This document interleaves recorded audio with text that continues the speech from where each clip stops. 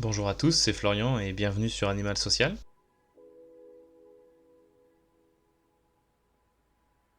Dans l'épisode précédent, Paquito Bernard nous a présenté des pistes pour nous aider à amener nos proches vers des comportements moins carbonés. Pour rappel, il est professeur assistant à l'Université du Québec, spécialisé dans les sciences de l'activité physique, de la santé mentale et des comportements. Cet épisode est la suite de notre entretien où nous parlerons de la santé à l'âge de l'Anthropocène, mais aussi de l'influence ou pas des scientifiques sur les pouvoirs publics, de la place des enjeux climatiques dans les médias et parmi les différents domaines de la science. Bonne écoute. Maintenant, je voudrais qu'on parle un petit peu de la santé mentale à l'âge de l'Anthropocène. Je vais refaire un constat scientifique un peu rapide. Le dérèglement climatique nous réserve des impacts physiques catastrophiques. Plus d'inondations, plus de canicules, acidification des océans, montée des eaux des océans, augmentation de la fréquence de l'amplitude des événements extrêmes, et ce qui peut avoir comme conséquence des conflits armés, des famines, des maladies infectieuses et des déplacements de population. Moi, ce qui m'inquiète, c'est que quand on voit aujourd'hui que les services d'hôpitaux sont déjà surchargés avec un Covid, qui est évidemment une pandémie qui est très grave, mais qui paraît quand même peu par rapport à ce qui risque de nous attendre. Et Mhm. quand on sait aussi on va dans un monde en contraction énergétique et que les hôpitaux sont eux-mêmes très consommateurs, qu'est-ce qu'on peut attendre de notre santé physique dans 30 ans? Si je peux refaire un lien avec ta première question de où me vient l'attrait, puis le lien avec le changement climatique et puis mes travaux, après avoir vraiment commencé à lire le rapport du GIEC en 2014, Servigne, etc., plein d'interviews, les confs de Jean Covici, j'ai essayé de faire moi le lien avec ce que je maîtrisais le mieux, c'est-à-dire les questions de santé. Et donc je me Mhm. suis tourné vers les rapports par exemple du Lancet, du New England, donc dans des très grandes revues scientifiques où depuis plus de 30 ans, régulièrement, il y a des articles, des commentaires, des prises d'opposition sur l'enjeu du changement climatique comme étant le premier déterminant de l'état de santé actuel et futur. Et puis, plus on avance dans le temps, plus les rapports du Lancet sont fréquents et alarmistes. Un des derniers du rapport, c'est si on ne fait rien, on est en train de menacer la santé de nos enfants. Donc l'idée c'était de d'essayer de comprendre en fait la jonction entre les enjeux du changement climatique que tu as décrit et puis des indicateurs de santé. Puis on voit que de toute manière les systèmes de santé sont en fait reflètent la qualité potentielle de la résilience d'un État ou d'une région face aux menaces présentes ou futures du changement climatique. Et face à ça, il y a une égalité très importante parce que même si on peut décrier le système de santé en France, on est encore sur un système de santé d'un pays avec des hauts revenus, mais on sait que les pays qui sont actuellement déjà frappés par les conséquences du changement climatique et qui vont l'être de manière dramatique dans la prochaine décennie, je pense par exemple aux pays en Asie du Sud-Est, dans le delta du Mekong, au Bangladesh, etc., le niveau du système de santé est peu développé et donc l'effet tampon du potentiel effet du système de santé face à la montée des eaux, etc., il va être quasiment absent. Donc les conséquences en termes de santé pour ces populations-là sont actuellement montantes et vont être dramatiques parce que le système de santé est presque inexistant.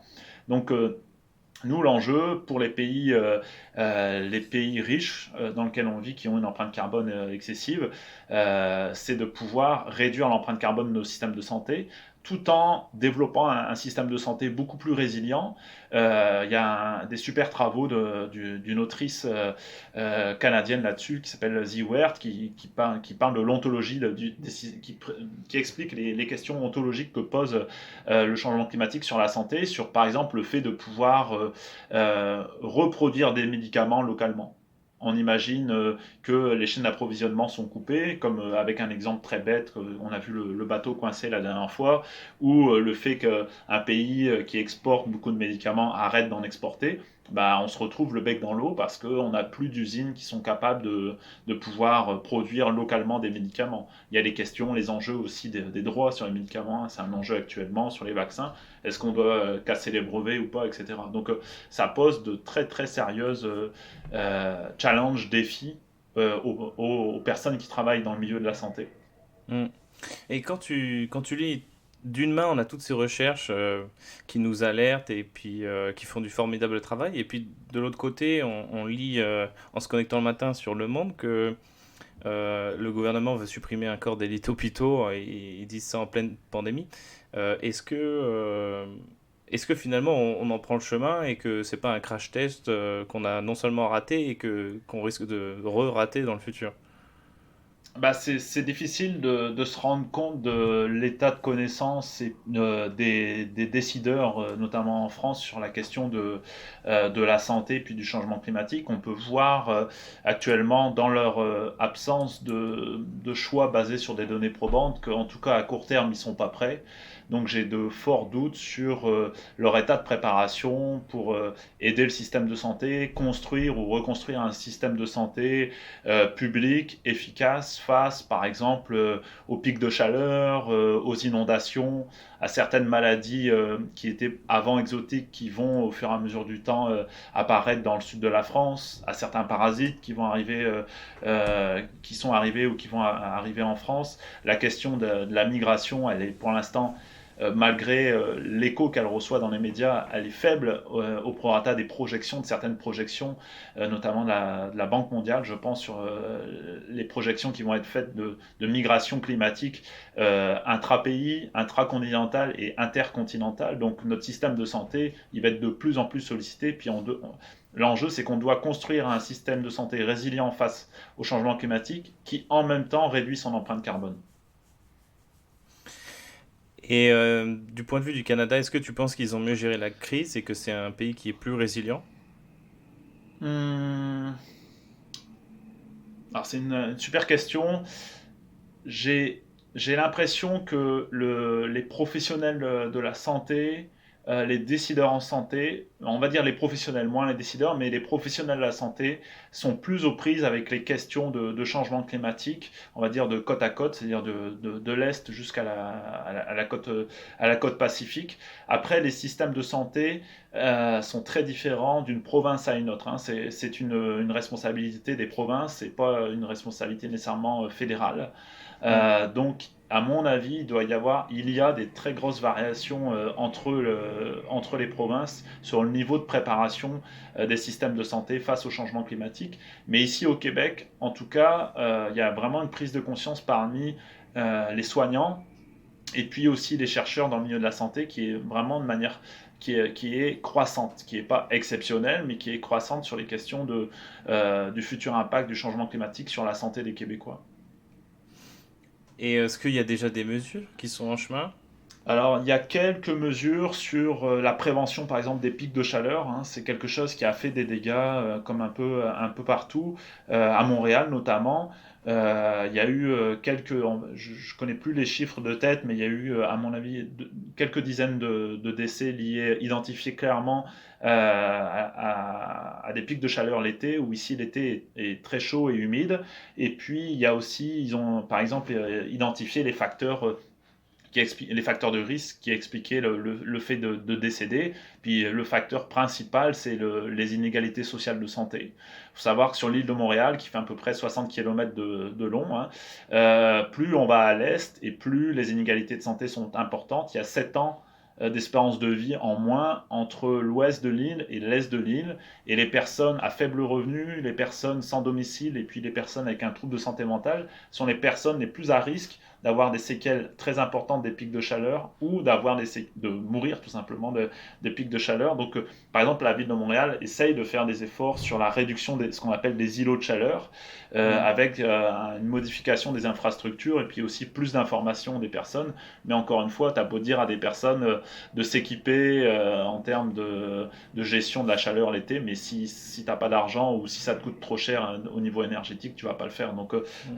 il y a quelques stratégies comme ça. Il y a aussi quelques stratégies pour prévenir et puis s'adapter aux inondations qui montent en termes de fréquence, notamment à l'ouest de l'île et au sud-ouest de l'île de Montréal, où d'année en année, il y a de plus en plus d'inondations. Puis ça a des conséquences sur la santé physique et mentale des Montréalais et puis des habitants qui vivent à l'ouest de l'île de Montréal. Il y a un réseau de santé qui s'est construit récemment pour travailler là-dessus.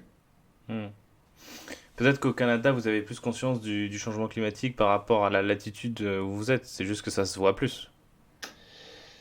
Alors, je connais pas d'études qui comparent le niveau de perception du danger ou du changement climatique entre la France et le Canada, mais par contre, si ma mémoire est bonne, il y a un collègue de l'Université de Montréal qui fait des études comparatives entre les États-Unis et le Canada, donc qui compare par exemple les provinces entre elles versus l'ensemble des États-Unis. Et on sait que globalement, même les Albertains, donc qui sont pour caricaturer un petit peu les Texans du Canada, parce que c'est eux qui produisent le pétrole, même les Albertains ont un niveau supérieur d'éveil face au changement climatique en comparaison par exemple à la Californie, qui est un des États les plus alertes, on va dire, aux États-Unis Hmm, par rapport au changement climatique. Donc oui, hmm, les Canadiens sont plus au courant, mais sont plus au courant d'une vision, oui, le changement climatique est présent, mais la vision alarmiste telle que je la perçois en France et la vision de l'urgence climatique, à mon avis, est moins présente, mais j'ai pas de données là-dessus, c'est plus une perception. Mais en tout cas, ils sont plus au courant, plus volontaires face au changement climatique en comparaison aux Américains et même en comparaison aux Californiens. hmm. En France, il y a encore pas mal de gens qui pensent que le réchauffement climatique, c'est pas quelque chose qui les concerne directement et que bon, il fera juste un petit peu plus chaud voilà, pendant l'année. Euh, j'ai lu un article sur le Canada, il y avait même l'article titré Les gagnants du changement climatique, et dedans il y avait le Canada parce que les sols qui sont aujourd'hui bergers et lissolés Ouais. seront dans le futur peut-être des terres arables. Est-ce qu'il y en a même qui se disent qu'on est mieux au Canada qu'on le serait dans un autre pays, par exemple? Déjà, pour faire une première remarque sur cet article-là, le journaliste il aurait dû s'intéresser aux Premières Nations, hein, qui représentent à peu près 5% des Canadiens. Les Premières Nations, donc les autochtones qui vivent dans les provinces dans le nord des provinces canadiennes ou dans le Nunavut, ou sur la côte ouest et est. En fait, eux, ils vivent actuellement des effets déjà dramatiques du climatique, hein. Il y a des villages où ils sont obligés d'abandonner des maisons parce que la mer est montée très rapidement ces 5 dernières années. Pourquoi? Parce que plus vous êtes dans des latitudes nord, plus les effets, puis l'augmentation de la chaleur est importante. Donc, si on oublie les autochtones, peut-être que le Canada va avoir potentiellement des effets positifs du changement climatique si on s'intéresse uniquement à la question des terres arables. Mais il ne faut pas oublier que les autochtones sont aussi des Canadiens, puis que c'est les personnes les plus à risque actuellement pour le changement climatique. J'ai ici beaucoup de difficultés à percevoir des potentiels effets positifs du changement climatique si on a une vision un peu plus globale du changement climatique, parce que globalement les Canadiens vivent sur une bande de 200 km au nord de la frontière entre les États-Unis et le Canada, puis il y a zéro infrastructure quasiment qui va vers le nord. Il y en a bien sûr, mais c'est relativement faible, donc c'est pas parce que ça fond qu'on va pouvoir les cultiver. Pour les cultiver, il faut y accéder, il faut de l'énergie pour ça. Donc ça me paraît une vision très très simplificatrice des potentiels bénéfices. Bien sûr, en population générale, on peut entendre parfois dans des interviews dans la rue que les hivers seront plus doux. C'est pas nécessairement vrai en fonction de où on va se situer au Canada, hein. C'est un des pays les plus grands du monde, hein, le Canada, donc c'est très compliqué de faire des conclusions pour un pays avec des variations géographiques très importantes.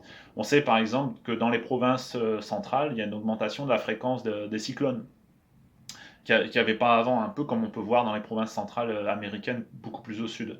Donc je serais beaucoup plus circonspect sur les potentiels effets bénéfiques du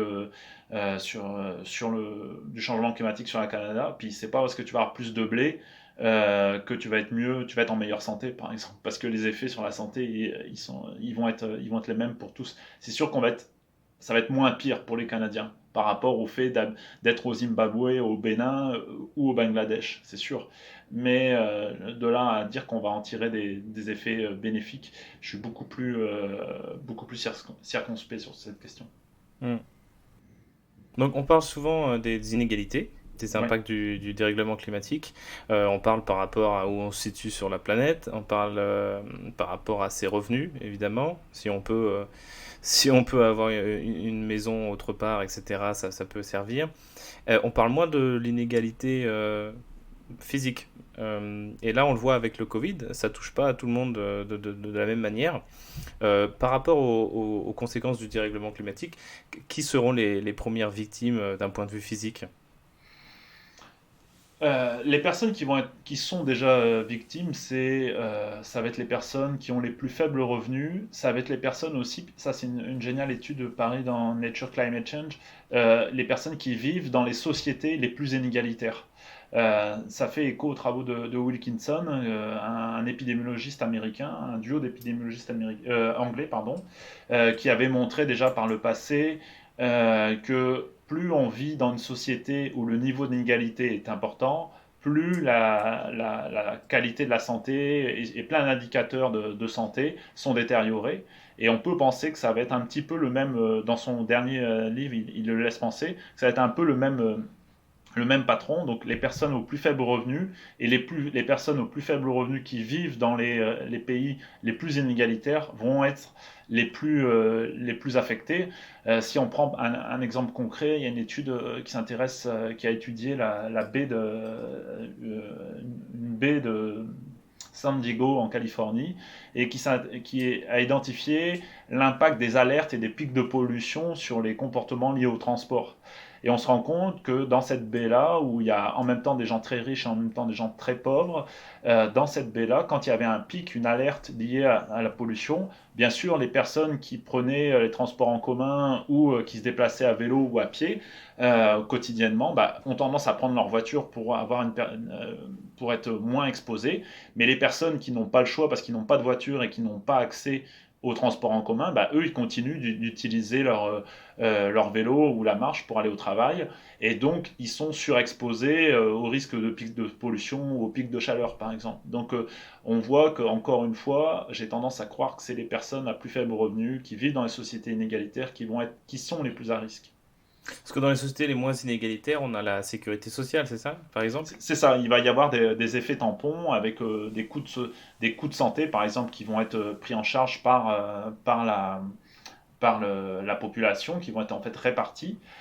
Donc on sait par exemple que plus une société va être égalitaire, plus le taux de grossesse chez les adolescentes va être faible, par exemple, dans le livre de Wilkinson qui s'appelle en français L'égalité c'est mieux, je pense. Qui parle beaucoup de ça, il parle du nombre de personnes dépendantes à des substances, de la qualité de vie des personnes âgées, etc., etc. Après, on peut se demander si la sécurité sociale, elle est soutenable à moyen terme, mais ça, c'est une toute autre question. Il Exactement. y a une scientifique qui vient de sortir un papier sur ça, la sécurité sociale dans un monde en décroissance. Donc, ce sera, j'espère, le sujet d'un prochain podcast. Euh, je voudrais juste revenir rapidement sur la santé physique avant de passer à la santé mentale.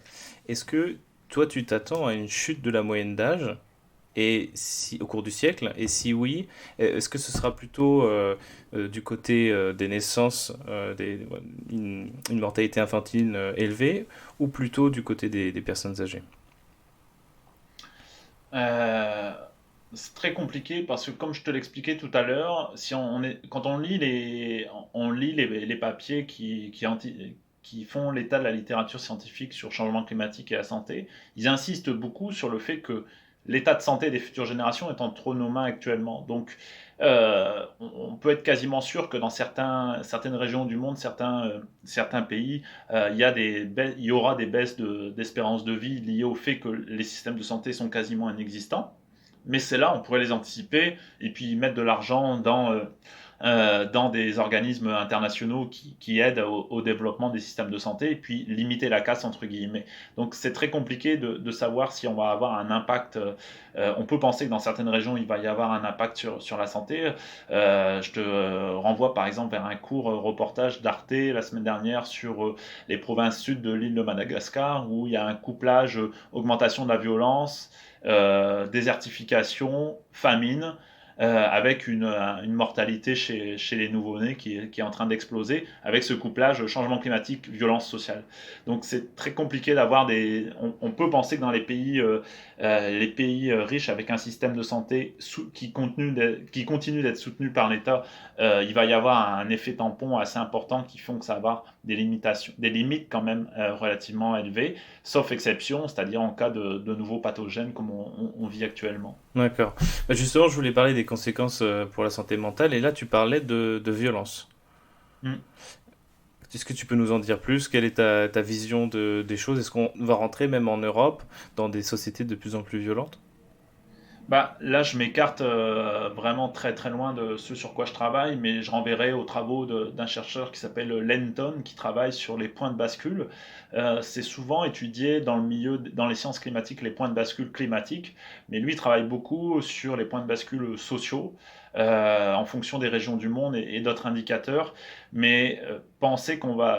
J'ai pas d'avis là-dessus parce que c'est trop loin de mon niveau de compétence sur la violence. D'accord. Et donc, quelles sont les conséquences sinon pour la santé mentale de tous les effets du changement climatique que je viens de décrire? Et quel rôle, selon toi, peut jouer la psychologie comme discipline scientifique pour aider les gens à faire face à l'anthropocène? Bah, si je peux donner un exemple d'une étude qui a fait un peu de bruit il y a maintenant 3 ou 4 ans, c'est un chercheur américain qui a analysé les tendances sur Twitter en fonction des variations de température aux États-Unis et puis qui a montré de manière assez brillante au niveau méthodologique que plus il y avait des pics de chaleur fréquents ou intenses, plus l'utilisation de mots négatifs liés à la dépression était fréquent, voire même au suicide. Donc c'est une manière assez intéressante de pouvoir étudier la variation des pics de chaleur et puis des fluctuations d'indicateurs indirects d'état de la santé mentale. Donc, il y a aussi un nombre croissant de travaux qui s'intéressent aux effets du changement climatique sur la santé mentale. On sait que les personnes qui ont déjà un diagnostic de santé mentale, troubles psychotiques, troubles dépressifs ou anxieux, troubles de syndrome post-traumatique, sont déjà des personnes qui sont beaucoup plus à risque d'être exposées et d'avoir soit de ne pas trouver les ressources ou de ne pas avoir les ressources personnelles face à des expressions de changement climatique, les pics de chaleur, les inondations, la pollution de l'air, les catastrophes naturelles. Et puis ensuite, donc c'est des personnes qui sont très, très, très à risque d'avoir des conséquences importantes. Les autres conséquences en termes de santé mentale, c'est aussi le fait d'être exposé à des catastrophes naturelles, de manière soit des catastrophes, on va dire, de faible intensité, mais avec une fréquence importante. Il y a quelques études qui s'intéressent à la santé mentale d'utilisateurs par exemple des transports en commun dans des pays d'Asie du Sud-Est, où en plus des moussons, il y a une augmentation de fréquence d'inondations, mais des inondations de 15-20 cm, pas nécessairement des choses qui vont retourner le pays ou la ville. Et on sait que ça a aussi un impact, et ça augmente aussi le risque de développement du stress post-traumatique. Et il va y avoir aussi une présence de stress post-traumatique chez des gens qui vont être exposés à des catastrophes naturelles très intenses, comme un typhon ou un feu de forêt. Hein. Il y a des études ici au Canada qui s'intéressent aux personnes qui ont été exposées au feu d'il y a 2 ou 3 ans de Fort McMaster en Alberta. Et puis il y a une augmentation de l'occurrence des troubles dépressifs et anxieux, mais il n'y a pas nécessairement d'augmentation de troubles de l'usage de substances. Donc ça, c'est des exemples un petit peu concrets c'est déjà des gens à risque, et ceux qui n'ont pas de problème de santé mentale, si plus ils vont être exposés à des expressions ou des caractéristiques importantes du changement climatique, plus ça va menacer leur santé mentale. Hmm. Dans l'étude que tu citais tout à l'heure, sur les pics de chaleur et leur relation avec des mots du champ lexical de la dépression sur Twitter, je crois que c'était pour plus 1 degré. Oui, il me semble, ouais. Si on suit le business as usual, en France, sur les terres, il fera, ça dépend d'où on est, mais en moyenne, plus 6 degrés. Ouais. Si on passe de plus 1 degré et qu'il y a des gens qui sont déjà un petit peu fragiles mentalement, ça les rend dépressifs, à plus 6 degrés, on peut se dire que tout le monde sera dépressif. Euh, ouais, mais on est face à presque à un changement ontologique de qu'est-ce que va être la dépression, c'est-à-dire que les facteurs qui font c'est-à-dire la manière dont on va caractériser la dépression dans un monde à plus 3 degrés ou encore plus, ça a quasiment plus de sens. Je pense parce que l'état de détresse, de restriction énergétique, il va être tellement important que ça va être très compliqué. Ça n'aura aucun sens de faire une comparaison avec ce qu'on a maintenant. Mm. Et puis on peut penser aussi qu'il ne faut pas oublier ce que comment il s'appelle, Philippe Béouic s'appelle le décalage du point de référence. Donc le fait qu'on s'habitue petit à petit à des changements qu'on oublie de génération en génération. Donc peut-être aussi qu'on peut espérer qu'il va y avoir une micro-adaptation physique ou mentale à ces augmentations de chaleur si elles sont pas trop rapides, et donc une manière de vivre avec qui font que ça pourrait avoir moins de conséquences sur la santé mentale des personnes. Mais c'est pas basé sur des données probantes, ce dont c'est plutôt une interprétation que je te donne. Mm. Donc la santé mentale à l'âge de l'Anthropocène, c'est pas aussi documenté que ton autre spécialité qui est le rapport entre santé mentale et activité physique, où là où tu dis qu'il y a des méta-analyses de méta-analyses. Ouais. Là c'est un champ un peu plus nouveau forcément. Est-ce que par exemple en étudiant l'effet du changement climatique sur les personnes qui sont d'ores et déjà touchées dans des zones chaudes, Ouais. est-ce qu'on peut par extrapolation, se dire que ça pourrait être similaire dans les zones plus tempérées, dans quelques années? Ben, actuellement, par exemple, je supervise un étudiant où on fait une revue littérature systématique sur santé mentale et changement climatique aux Philippines. Donc les Philippines, c'est une sorte d'archipel, c'est une archipel d'îles avec des grosses variations de culture entre les îles. Et actuellement, par exemple, les agriculteurs qui vivent sur les côtes qui sont en train de se faire saliniser, ils vivent de la détresse mentale. Leurs femmes en vivent aussi, la détresse psychologique. Dans les papiers qu'on est en train de lire, ils le rapportent lors d'entretiens qualitatifs, par exemple. Donc, on peut penser que ce qu'on voit actuellement dans les pays qui sont affectés par le changement climatique et leur impact sur la santé mentale de la population, elle est dramatique, et qu'elle devrait l'être aussi dans les pays plus riches comme la France, mais moindre, parce que pour l'instant, on a encore un système de santé qui peut faire partiellement au moins un effet tampon, c'est-à-dire aider, accompagner les gens, les soutenir. Hmm. Tu t'es aussi penché pas mal sur la question des migrants. Oui, tu parles du commentaire sur la psychologie de la santé à l'âge de l'Anthropocène. Oui, Mhm. on a essayé de réfléchir sur cette question de comment la psychologie de la santé devait prendre ses responsabilités pour essayer de pouvoir utiliser tout ce qu'on connaît déjà comme résultat sur l'étude de la santé physique et mentale des migrants ou des réfugiés, pour pouvoir aider les pays à développer et à préparer en fait des interventions qui vont être adaptées culturellement, par exemple. Hmm. Parce que ça risque de bouleverser les sociétés occidentales au cours du siècle. Au cours du siècle occidental, oui, et ça va bouleverser des sociétés non occidentales actuellement, c'est sûr, hein, le papier que je cite, je pense, c'est 140 millions de réfugiés climatiques intra-pays. Donc, des grosses variations, c'est des gens qui ont la même citoyenneté, Hmm. mais qui vont il y a totalement des régions qui vont être abandonnées. Donc, il va y avoir des régions abandonnées, souvent des régions qui sont utilisées comme un peu des greniers alimentaires pour le pays, qui vont, s'ils sont en bordure de mer, qui vont être abandonnés. Donc il va y avoir une accentuation de la pression sur les ressources alimentaires et les ressources énergétiques. Ouais. Hmm. Donc, quelles seraient tes recommandations pour les États si tu pouvais parler aux politiques? On a parlé évidemment du système de santé, donc c'est au lieu de l'abandonner, c'est vraiment de le renforcer. Ouais. Est-ce qu'il y a d'autres choses? Je pense, et puis ça, c'est pas une idée originale, c'est une idée que j'essaye de cultiver après des lectures, par exemple, du rapport dédié à cela dans le Shift. C'est tout de suite là, ce qu'on pourrait faire, c'est former dans n'importe quelle discipline, peu importe la discipline, n'importe quel niveau, que ce soit à l'université ou au lycée, dans les formations professionnelles, former les étudiants sur quels vont être les impacts du changement climatique, qu'est-ce que c'est le changement climatique, quels vont être les impacts dans leur discipline ou dans leur futur emploi. Que tu travailles dans le milieu de la santé, dans le milieu de la construction, dans l'architecture, dans l'alimentation, dans n'importe quoi.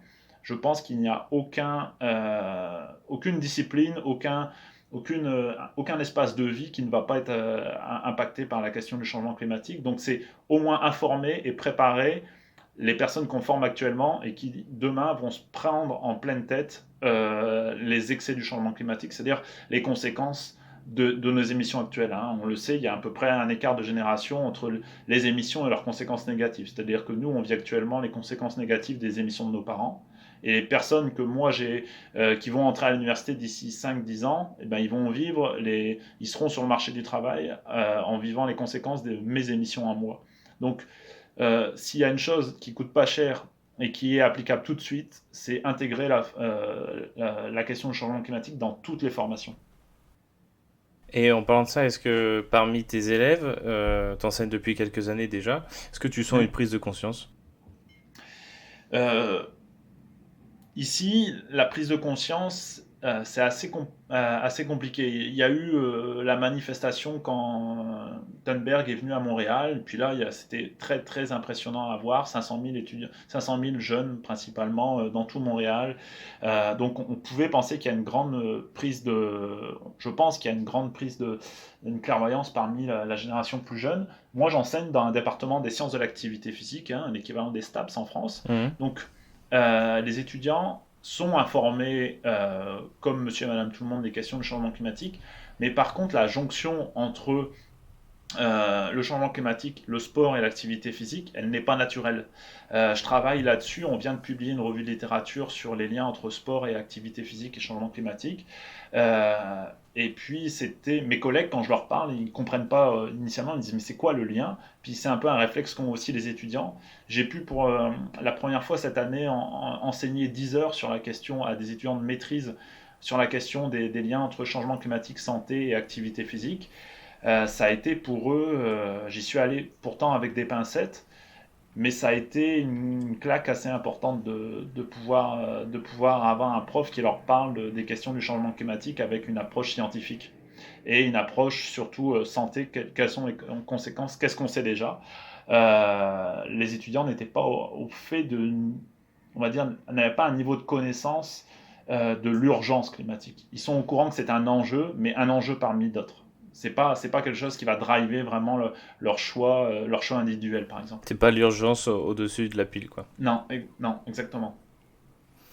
J'ai entendu qu'au Canada, la recherche était plutôt bien supportée par l'État. Alors, j'émettrais beaucoup plus de nuances parce que, bien sûr, les conditions pour faire de la recherche, quand je compare mes conditions pour faire de la recherche aux conditions pour faire de la recherche à mes collègues et amis français sont très très différentes. Par contre, l'argent ne tombe pas du ciel pour faire de la recherche non plus.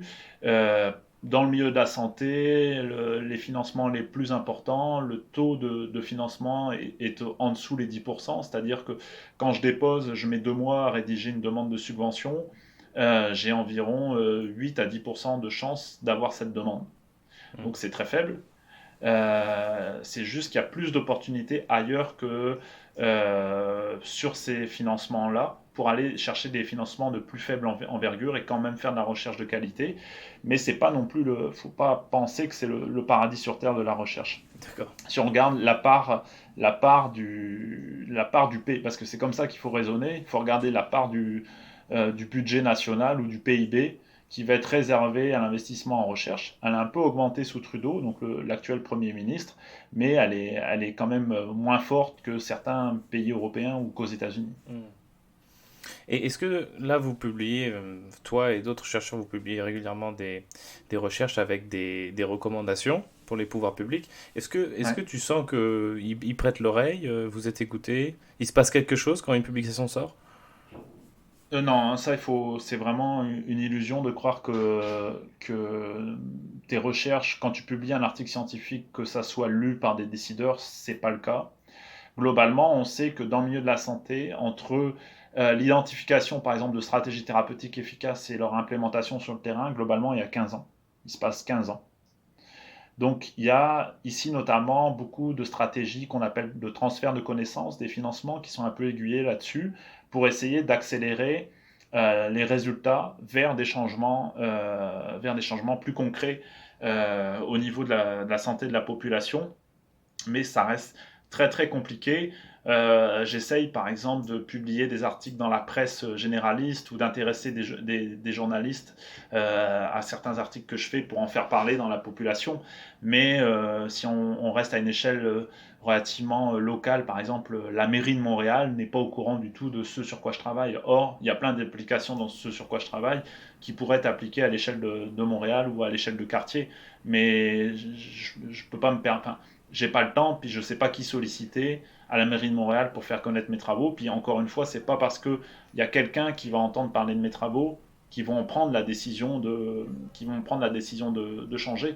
Je peux te donner un exemple très concret. J'ai des collègues urbanistes qui font des travaux et qui démontrent depuis de nombreuses années que plus tu augmentes dans le centre-ville, plus tu augmentes le nombre de rues piétonnes, plus globalement le chiffre d'affaires des commerçants locaux augmente. Hmm. Okay, et pourtant, il y a eu énormément de manifestations contre la piétonisation de certaines rues dues au Covid l'été dernier, parce que tout le monde, tous les commerçants disaient ah, les gens vont plus pouvoir se garer face au magasin et on va faire des pertes de chiffre d'affaires. Pourtant, il y a les données probantes. La mairie est au courant, ils travaillent avec ces urbanistes depuis longtemps, et pourtant, ils ont du mal, ils mettent un petit peu en place ces recommandations-là, mais c'est toujours, ils essayent toujours de ménager la chèvre et le chou, Hmm. alors que À c'est l'échelle de pas leur mandat nécessairement, aussi. c'est ça, à l'échelle de leur mandat, et qu'en plus, c'est pas des choses très très contraignantes. Je veux dire, faire 10 rues à Montréal pendant 2 mois piétonnes, c'est pas non plus interdire l'accès au centre-ville des gros 4x4 par exemple. Hmm. Et c'est ça qui est terrible, c'est que le temps en politique est tellement court que, que c'est sûr qu'au début ça va faire ça va faire des gens grognons parce que le changement en général ça perturbe toujours un peu les gens, mais les bénéfices ils viendraient très rapidement. Au bout de peut-être 2 ans, 3 ans, ils remarqueraient que c'est mieux ainsi. Mais il y aura peut-être déjà une élection qui sera passée entre temps, quoi. Oui, et puis faut pas se le cacher, hein, le niveau de connaissance des décideurs publics sur les enjeux du changement climatique, tel que je le perçois au moins au Québec, est relativement faible. D'accord. Est-ce que c'est pas plus rapide d'influencer l'opinion publique qui puisse en retour influencer les politiques? Oui, tu as totalement raison. Ça peut être une des solutions. Il y a deux freins à ça que je perçois ici au Québec. Déjà, la question du changement climatique, elle est traitée de manière sporadique dans les journaux, hein. La semaine dernière, pour te donner un exemple, il y a un article de presse qui soulignait le fait que les émissions de CO2, d'équivalent CO2 canadiennes continuent d'augmenter.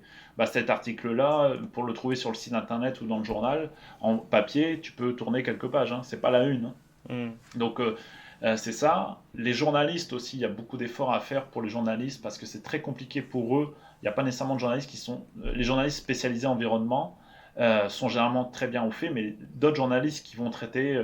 J'ai des expériences actuellement de journalistes avec qui j'échange sur la question du changement climatique et du sport ou de l'activité physique. Donc, c'est des journalistes, entre guillemets, sportifs. Avec qui j'échange sur la question du changement climatique, bah, c'est très très compliqué de leur faire comprendre parce que l'empreinte carbone, ils ne savent pas ce que c'est, de leur faire comprendre les enjeux.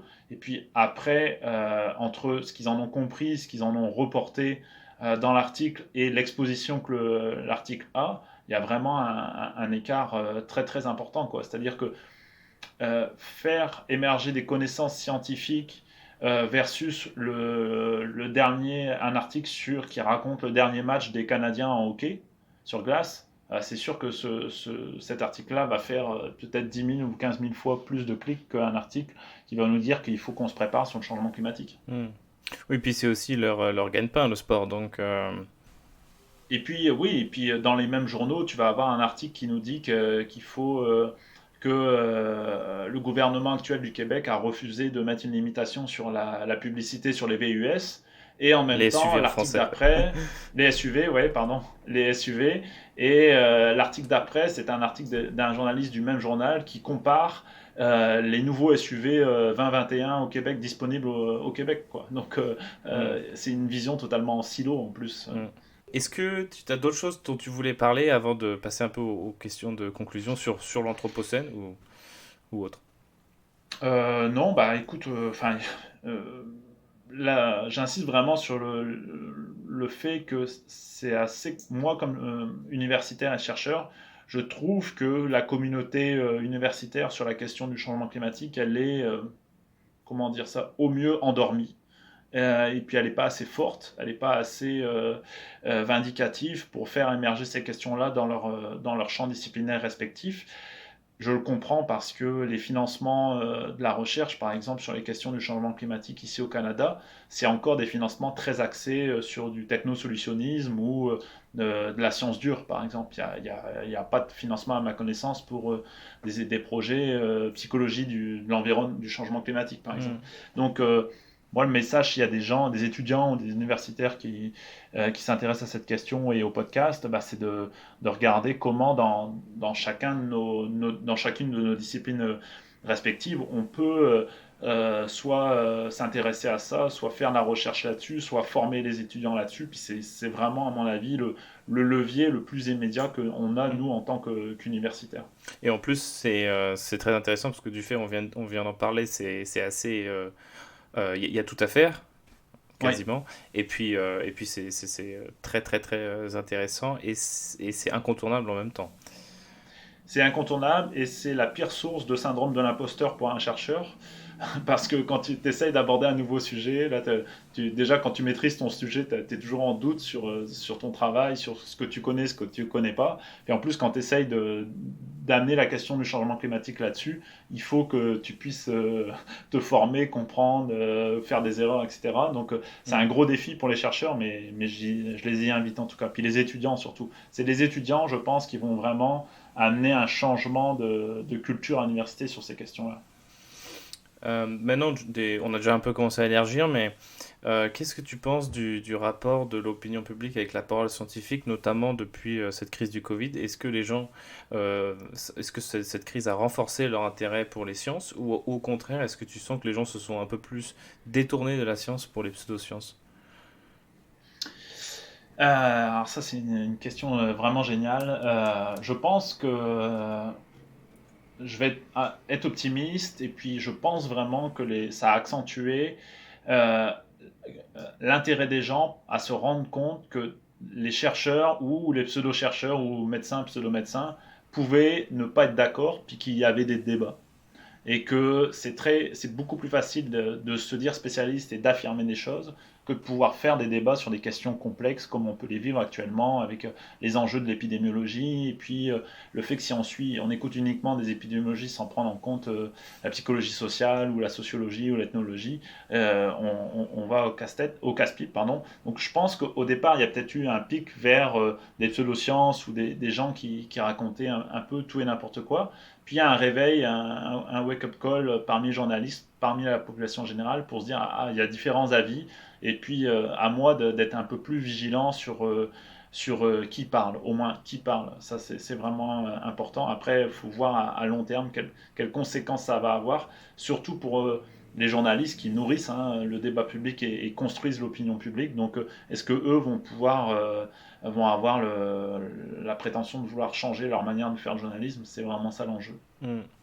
Moi, je suis un peu pessimiste parce que avec les journalistes en ligne où le clic est tout, c'est le revenu des journaux gratuits. Mhm. Je suis tombé sur un article de Ouest France qui est quand même un journal réputé sérieux. Et le titre de l'article c'était 56 personnes en EHPAD contrôlées positives après avoir reçu une dose du vaccin. Ouais. Ça, c'était le titre. Et en sous-titre, il y avait marqué mais c'est normal, puisque il faut attendre 2 semaines pour voir des effets après la première injection. Et je sais très bien qu'il y a beaucoup de gens qui s'arrêtent au titre.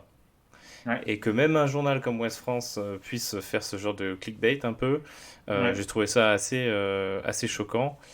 Et donc, moi, personnellement, j'ai un peu peur de cette désinformation qui s'est propagée. Et en fait, elle existait avant, mais j'ai l'impression qu'elle était plus. Que les gens, ils en parlaient entre eux, quoi, quand ils savaient que la personne, elle était un peu de leur avis, mais ils en parlaient pas vraiment comme ça dans la rue. Maintenant, aujourd'hui, on peut te dire voilà, que c'est un complot, etc. C'est possible.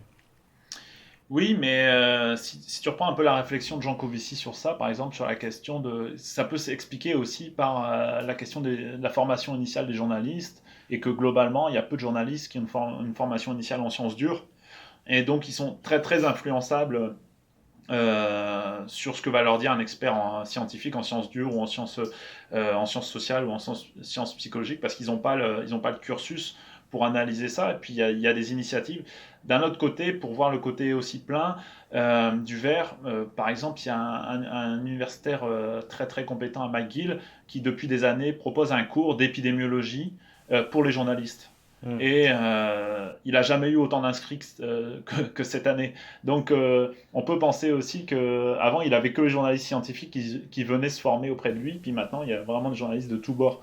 Donc Mm. on peut penser qu'à peut-être à un moyen terme, il va y avoir une prise de conscience parmi les journalistes, puis il faut voir les nouveaux formats. C'est vrai que en France, on a tendance à oublier que, je pense, la majorité des journaux lus sont des journaux, les journaux régionaux. Et puis, pour trouver du contenu de qualité au niveau scientifique dans les journaux régionaux, je pense qu'il faut se lever un peu de bonheur. Et même si on regarde les journaux généralistes français, tu as par exemple le journal scientifique du Monde qui a un blog exceptionnel, La Science au carré, mais c'est très très compliqué de trouver des journalistes scientifiques qui font un travail de qualité. Il y en a, j'en connais une par exemple au Monde, Cabu, qui fait un très bon travail sur la question de la santé. Mm. Est-ce que... Alors, je crois savoir que tu es familier des théories de l'effondrement, puisque tu as parlé de Pablo Servigne. Ouais. Toi, quelle est ta vision sur ce sujet? Bah, j'ai une vision au départ naïve, un peu comme tout le monde en lisant son bouquin, parce que c'est assez bien écrit, puis c'est rédigé pour un grand public. Puis moi, mon réflexe, c'était d'aller voir les papiers qu'il citait pour parler d'effondrement, les papiers scientifiques, hein, reviewés par des pairs.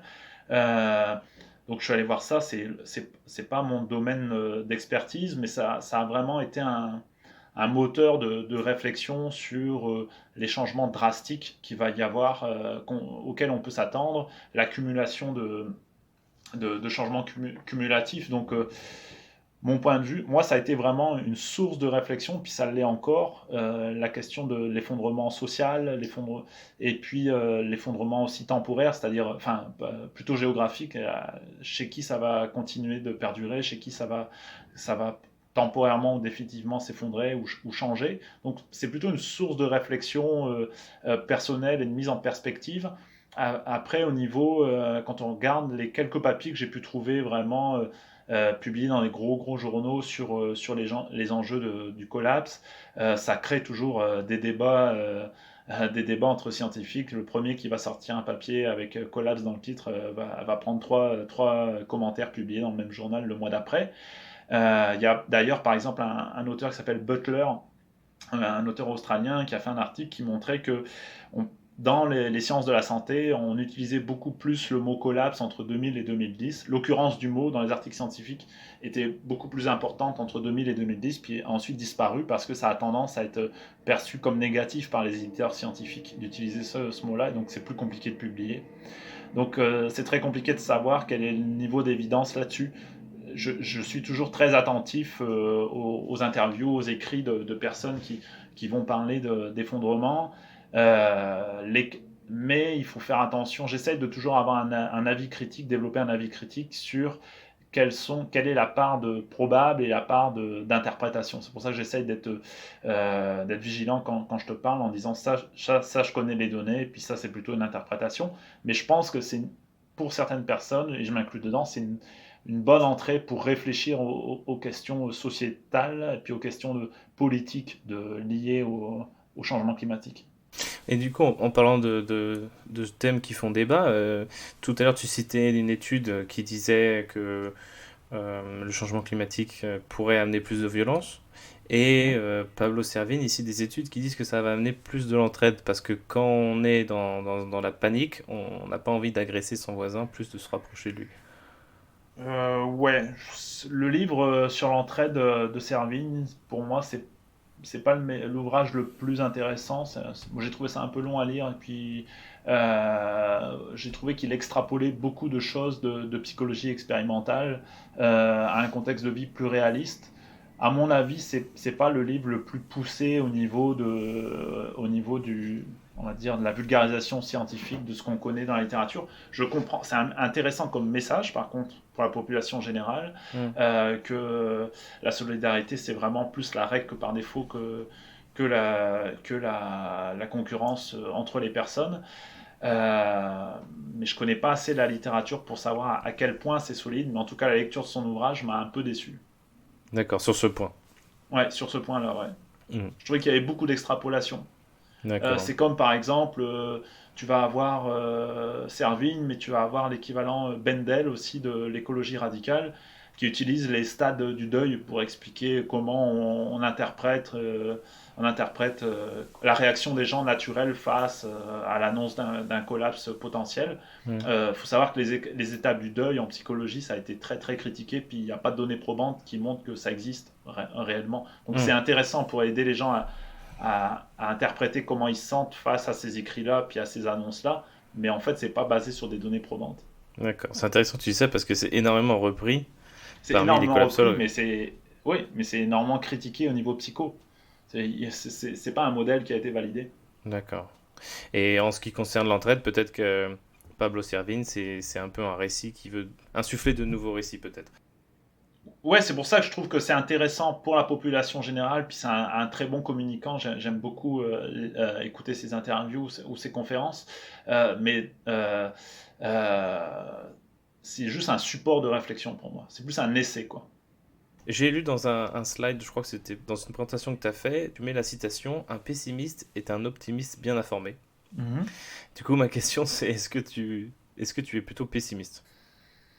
Euh, je suis, ouais, on va dire à tendance, je vais plutôt avoir tendance à être 70-30 ou 60-40, allez, on va dire 60-40% de pessimisme versus l'optimisme, ce qui va varier en fonction des discussions que je peux avoir avec les gens, en fonction de ce que je vais pouvoir lire dans la presse. Mais je pense que pour l'instant, on est de toute manière, quand on prend tous les indicateurs, on est sur des scénarios business as usual. Donc j'aimerais bien ouvrir une bonne bouteille de vin quand pour la première fois, on va voir une réelle diminution des gaz à effet de serre 2 années de suite, même si c'est 3%, je prends. Hmm. Mais pour l'instant, les chiffres me font mentir, même avec le Covid. Hmm. Et qu'est-ce qui nourrit ces 40% du coup? Ce qui va nourrir ces 40%, c'est la possibilité qu'on connaît les solutions, qu'on est capable de réagir vite, qu'il y a aussi des choses symboliques, je pense, qui peuvent, des catastrophes naturelles ou des prises de position, ce que fait Greta Thunberg, pardon, des prises de position de, même si elles sont mollassonnes de personnalités connues, peuvent faire amener des changements, des petits changements cumulatifs chez des personnes qui, bout à bout, peuvent entraîner des changements plus importants. Ce qui est sûr, c'est que je pense qu'on a fait une croix dessus sur les 2 degrés, voire les 3 degrés, puis qu'on sera capable de pouvoir changer des choses de manière assez profonde si on n'est pas dans un monde à ressources trop contraintes au moment où on va réagir Mhm. à grande échelle, quoi. Donc, et puis, il y a aussi les gens qui t'entourent, hein, comme monsieur, madame, tout le monde. Je suis dans un contexte où je pense, par exemple, à chaque fois que je vois ma jeune nièce, à quel âge elle va avoir en 2080. Et puis, je me rappelle de tous les schémas de scénario RCP 8.5 sur plein d'indicateurs de santé en 2080. Puis je me dis, ah, avoir tel âge en 2080, c'est mal barré, quoi. Donc, c'est aussi une source de motivation de faire face. Puis il y a aussi la jeune génération, hein, qui est beaucoup plus alerte que nous sur ces questions-là. Hmm. Finalement, tous les parents d'aujourd'hui, ça devrait être les premiers écolos. Est-ce que tu as un conseil à donner aux jeunes parents ou ceux qui désirent l'être? Ah, non, en vrai, j'ai pas de conseils à donner à ces personnes-là parce que je veux pas passer pour un donneur de leçons. Simplement, Pas pour donner des leçons, euh, mais je veux dire pour euh, psychologiement, pour ceux qui ont l'anxiété, c'est viscéral la survie de leurs enfants. Qu'est-ce que tu aurais peut-être pour les apaiser ou pour leur donner confiance ou pas du tout? Bah, pour les apaiser, c'est tous les efforts que tu vas faire aujourd'hui pour réduire ton empreinte carbone ou pour voter en faveur de réglementation ou de partis politiques qui ont une réelle envie de réduire l'empreinte carbone de leur pays, va être positif pour la santé de ton enfant. Donc si tu le fais pas, tu es en train de détériorer et de mettre en péril la santé de ton enfant quand il sera adulte. Et dernière question, est-ce que tu as des recommandations de livres, de podcasts, de vidéos sur les sujets qu'on a évoqués? Oui, bien sûr, des sites ou des podcasts ou des vidéastes classiques comme Le Réveilleur, comme Bon Pote, Écologie rationnelle aussi, j'aime beaucoup. Dans le milieu anglophone, il y a How to Save a Planet, il y a un podcast que je recommande aussi qui s'appelle Ecopolitics Podcast, qui est un podcast fait par des Canadiens pour des étudiants en sciences politiques qui aborde uniquement des questions de changement climatique, qui est très bien pour des naïfs comme moi. Il y a un podcast anglophone aussi qui s'appelle Climate Crisis, australien, qui est plutôt une approche psychologie clinique et changement climatique. Et puis, tiens, je vais faire de la pub pour mon université. Il y a la radio de mon université qui a lancé un podcast qui s'appelle Éco-dystopia, qui est vraiment très très intéressant, qui a plutôt une approche science humaine de la question du changement climatique qui est intéressante, sismique bien sûr, la planète bleue, des choses classiques.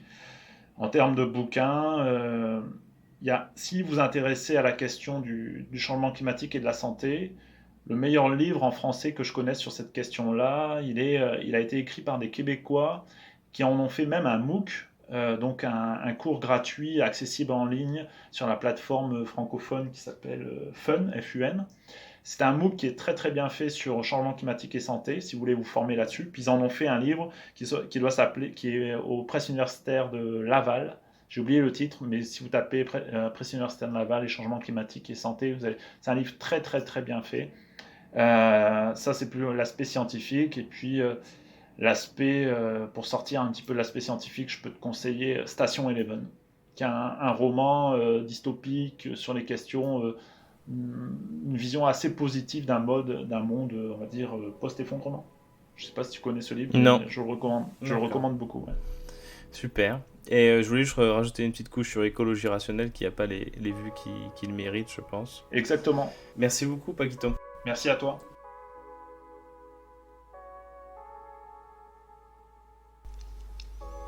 Dans le prochain épisode, nous parlerons de la culpabilité par rapport à notre impact sur la planète, ou devrais-je dire l'éco-culpabilité.